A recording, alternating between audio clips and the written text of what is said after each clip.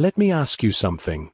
When was the last time you truly sat with yourself, without background noise, without a screen in your hand, without rushing to the next task? Just you. And the silence. It's a hard thing, isn't it? I know, because for most of my life, I ran from that silence. Not because I was afraid, but because I thought movement meant progress. I filled every minute with action, training, working, building, performing. I believed that if I wasn't doing something, I was falling behind. And for decades, that mindset served me. I became the world's greatest bodybuilder. I made my mark in Hollywood. I led California as governor. I was always pushing forward. That's what I told myself success required. But then one morning, after the speeches were done and the cameras turned off, I woke up early, like I always do. It was quiet. The kind of quiet that makes you notice your own breathing. I stood in my kitchen, holding a cup of coffee, and I didn't know what I wanted to do next. Not just that day, next. There was no movie set waiting, no political campaign to lead, no record to break. The external noise was gone. And what I realized, standing there alone, was that I hadn't spent enough time learning how to just be. How to live without always needing to win something. It was unsettling. Because if I wasn't the Terminator, if I wasn't Mr. Olympia, who was I? That's the moment I knew something had to change. I had to turn my focus inward, to the one muscle I had ignored for too long, the mind. That might sound strange coming from a guy who's known for lifting weights and saying, "I'll be back." But the truth is, mental strength is what carries you when the spotlight fades, when the titles are no longer new, when the body, no matter how disciplined, begins to slow. And you know what else I've learned? This journey, the one I'm about to take you on, it's not about age. It's about readiness. I've met people in their 70s and 80s who've just begun to find peace, purpose, and clarity, because they finally asked the right questions. Not what do I want to achieve, but who do I want to be? This chapter of my life didn't begin with a grand plan. It started with 15 minutes, and a single question I hadn't dared to ask until then. So now I'll ask you, again, but differently. If you stripped away all your roles, your achievements, your routines, what's left? That's where the real strength lives. And that's where our story begins. I had it all. Trophies lined my shelves. My face was on movie posters all over the world. I'd walked across stages in front of cheering crowds, led a state of nearly 40 million people, and stood shoulder to shoulder with presidents and world leaders. On paper, it looked perfect. But inside, there was noise. And not the kind of noise you can just turn off. This was the kind that creeps in slowly. In the quiet moments. When the cameras are gone. When the applause fades. When you're alone with yourself. People think success solves everything. They say, if I could just win this, if I could just get there, then I'd be happy. But I'm here to tell you something. Something I wish someone had told me a long time ago. Success doesn't silence the noise.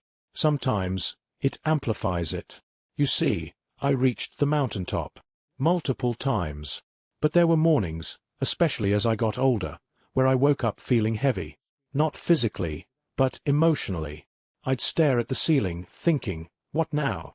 Is this all there is? And that's a dangerous place to be, when you've spent your whole life moving, building, proving, and suddenly, you don't know why you're still running. I remember walking through my house one morning, early. Sunlight was just breaking through the curtains. It should have felt peaceful. But my mind was loud. Regret. Doubt. All the things I hadn't faced when I was too busy climbing. I thought about the relationships I hadn't nurtured enough. The quiet moments I skipped for the sake of one more deal, one more goal. I had so much. But something was missing. Not outside, but inside. That's when it hit me. I had trained my body for decades. I had sculpted it with discipline, with pain, with repetition. I had mastered the physical. But I had never trained my mind with the same focus. I had reacted to life, never taken the time to sit with it, never paused long enough to ask, what do I truly value now? That question kept coming back. It whispered behind every achievement, behind every smile in the spotlight, behind the name Schwarzenegger etched into stone. And I started to understand.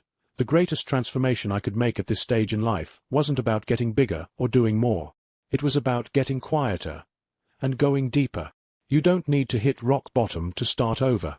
You just need to listen to the still, small voice that's been buried beneath decades of noise, ambition, and distraction. And if you're like me, if you've worked your whole life, achieved, provided, built something you're proud of, but still feel that little ache in the quiet moments, then trust me, you're not broken. You're just being called to the next level of growth. This next chapter isn't about chasing another win. It's about choosing wisdom over noise, depth over distraction. And that journey begins, not in the gym, not on the stage, but in those 15 quiet minutes that changed my life. That's what I'll share with you next. But first, I want you to ask yourself something. If all the noise were gone, what would be left? Because whatever that answer is, that's where your real strength lives. It wasn't flashy. It wasn't complicated. But it worked. After all those years of chasing bigger, better, louder, the thing that finally brought me peace was silence. 15 minutes a day. That's all it took to begin rewiring everything inside of me. No trainers. No cameras. No clanging iron. Just me. Sitting still. It started as an experiment. I told myself, Arnold, you've tried everything else. Try doing nothing, for once. So I did. I set a timer. 15 minutes. No phone. No television. Just my breath and a blank piece of paper. At first, it felt strange. Maybe even a little weak. I'd built my entire life on power and performance. Sitting in stillness? That didn't feel like the Arnold people knew. But I wasn't doing this for them. I was doing it for me. And here's the surprising part. In that stillness, I found something I hadn't heard in years. My own voice. Not the voice of the Terminator. Not the politician. Not the businessman. Just the voice of a man who'd lived a big life, and was finally ready to understand what it all meant. That's when I created my ritual. Nothing fancy. Just a pen, a notebook, and 3 questions I ask myself every single morning. 1. What am I grateful for today? No matter how successful you are, if you forget to feel gratitude, you're poor in spirit. I started small. A warm cup of coffee, the smile of a grandchild, a sunrise through the window. Gratitude grounds you. It reminds you that life is already full, if you know where to look. 2. What can I control today? Not everything, not everyone, but something. A conversation. A choice. A habit. Focusing on what I could control gave me back a sense of purpose. I stopped trying to wrestle with the whole world, and started managing my corner of it. 3. Who do I want to be today? Not what do I want to do, but who do I want to be? Strong, kind, present. That question changed how I moved through my day. Because we're not defined by our titles or our trophies. We're defined by our intentions, and how we show up for the people around us. 15 minutes. That's it. No equipment. No audience. Just clarity. And let me tell you, after a few weeks, something shifted. I started walking through the day with more calm, more focus, more joy. It was like I'd reconnected with the person beneath the armor, the man beneath the legend, and I realized something powerful. Discipline doesn't always mean doing more. Sometimes, it means choosing stillness when the world tells you to keep running. You know, people often ask me, Arnold, what's your secret now that you've done it all? And I tell them this. 15 minutes. Every day. For your mind. For your heart. For your future. If you've ever felt stuck, lost, or tired of the noise, this ritual is your invitation to take your power back. Because no matter your age, no matter your past, you can always choose who you become next. And that choice, it begins in silence. Stop, stop, stop. Before we continue, I want to take a brief pause. Let me know in the comments, where are you watching or listening from? And have you ever experienced something similar in your own life? A moment when you realized something had to change? If this story speaks to you, I invite you to subscribe. There's more to come, and I'd be honored to have you on this journey. Now, let's continue. I stopped reacting. I started responding. There's a difference. A big one. In the past, I lived on instinct. If there was a problem, I attacked it. If someone challenged me, I pushed harder. If I was uncomfortable, I moved faster. That mindset built my body. It built my career. But over time, it also built a wall between me and what I truly needed to hear. You see, physical training is loud. Grit, sweat, reps. You feel every second of it. But mental training, that's quiet. It's invisible. And yet, it might be the strongest kind of training there is. When I began practicing that 15-minute ritual each morning, something subtle began to happen. At first, I didn't even notice. But after a few weeks, I caught myself in a moment. Someone said something that would have triggered my temper years ago, and I didn't react. I paused. Not because I was suppressing anything, but because I was in control. Not of them, of me. That pause. That breath. It was powerful. It meant that I wasn't a prisoner to the moment anymore. I had space to choose my response. And in that space, I found freedom. You know, I used to think stillness was weakness. That slowing down meant losing your edge. But now I know the truth. Stillness is strength in its most mature form. It's not about being passive. It's about being centered, grounded, clear. When I trained for Mr. Olympia, I measured every meal, every rep, every hour of sleep. I gave my body structure, discipline, a plan. But I never gave that same discipline to my mind. I never asked, what thoughts am I feeding it every day? What emotions am I rehearsing? What stories am I telling myself? On repeat. Once I brought that same level of structure to my mental life, everything changed. I became more present with my family, more patient with others, and more compassionate with myself. It's funny. People think being in your 70s or 80s is a time of winding down. But I've found that with stillness, you don't fade, you sharpen. It's like standing in front of the weights again, but this time, the resistance comes from within, from facing your own thoughts, from noticing your patterns, from choosing to respond instead of react. And when you do that, when you train your mind the way you've trained everything else, you stop chasing peace, and you become it. That's what the power of stillness gave me. Not just quiet moments, but a quiet strength that runs deep. The kind of strength that doesn't need to prove anything, because it already knows who it is. And that strength, it's available to you, too. Every day, every age, every moment.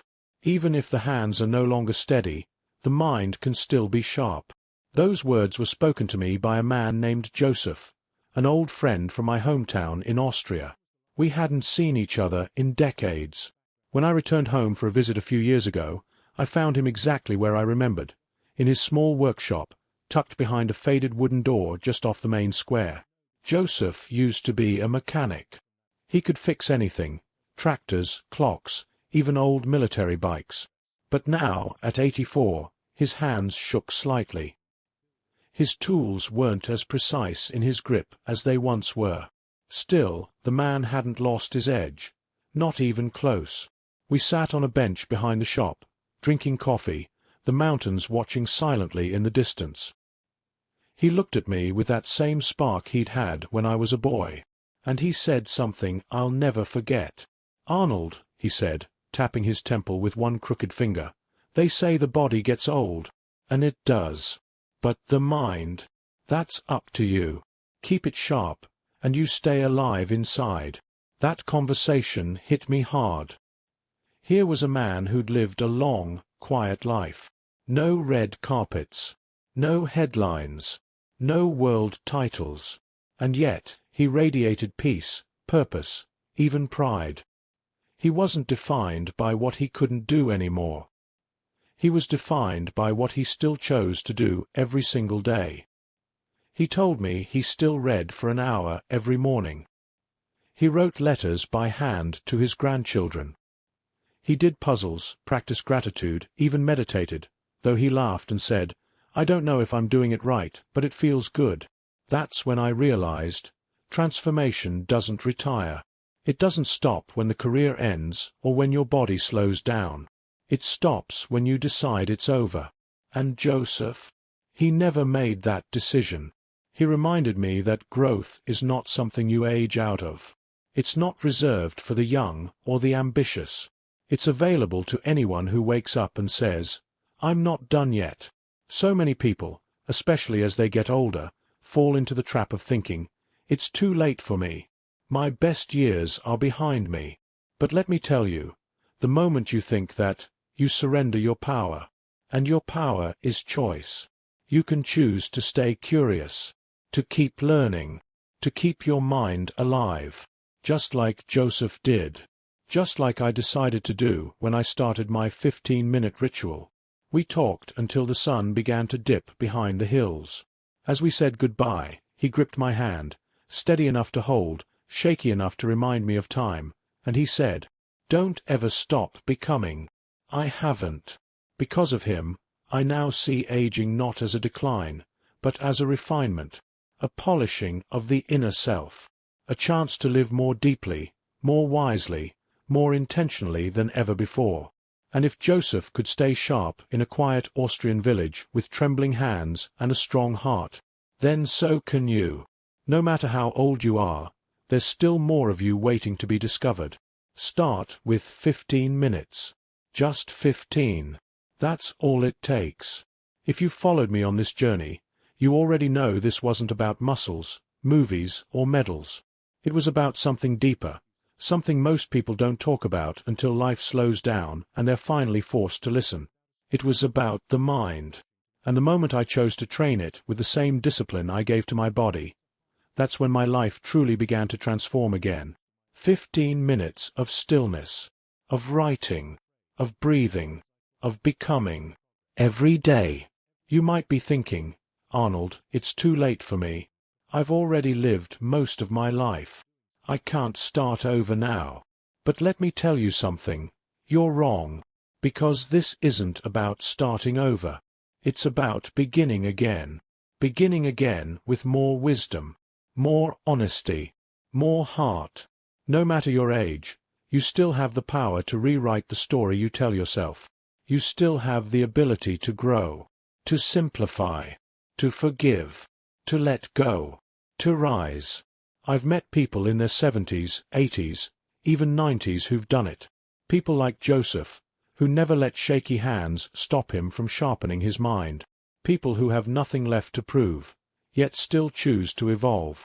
So let me ask you now, directly, from one human being to another, what would your life look like if you gave yourself just 15 minutes a day to sit with your thoughts, to clear the noise, to reconnect with who you are, not just what you did? It's not about perfection. It's about practice. It's about presence. I'll be honest, it's not always easy. Discipline never is. But I promise you this, it's worth it. Because when you train your mind to serve you, not sabotage you, everything else becomes lighter, clearer, better. That, my friends, is the real secret. Not just to success, but to fulfillment. And I'll leave you with this. Throughout my life, I've been known for one line more than any other. I'll be back. Well, today, I'm telling you, you can be back too. Back from regret. Back from doubt. Back from whatever story you thought was finished. You can begin again. Not next year. Not next month. Tomorrow morning. With 15 minutes. Just for you. Because when you master your mind, you master your life. I'd love to hear what you think about this story in the comments. Have you ever experienced a moment like this, where you had to slow down, reflect, and begin again? Your stories matter. You matter. And I truly believe in each and every one of you. If this message spoke to you, make sure to subscribe and give it a like so you don't miss the next powerful story. Wishing you a strong and peaceful day ahead. And if you've watched all the way to the end, write this in the comments. It's never too late to begin again. That way, I'll know you're part of this journey with me.